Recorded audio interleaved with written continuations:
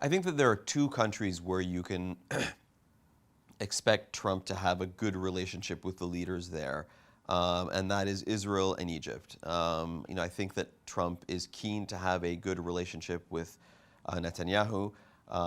He's talked about how moving the U.S. embassy from Tel Aviv to Jerusalem is a priority.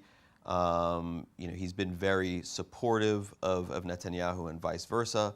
And I think that when you look at the relationship between Abdel Fattah al-Sisi and Trump, that's a relationship that you could see develop. Abdel Fattah al-Sisi is the kind of leader that Trump thinks of as a sort of strong, decisive leader. They met actually in September when Sisi was here for the UN General Assembly, and they had very nice things to say about one another. Those two relationships will strengthen.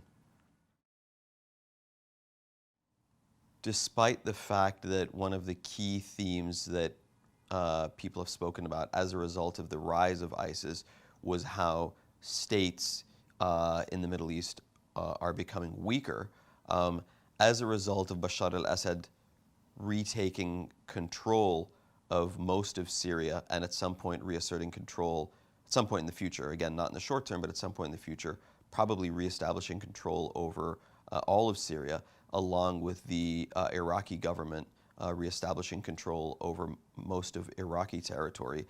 The rise of strong men like Abdel Fattah al-Sisi in Egypt actually reinforces the state in the Middle East, at least in the short term.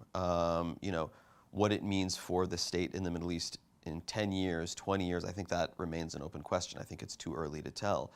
But the idea that the state as a structure would collapse in the Middle East, I think, is now off the table.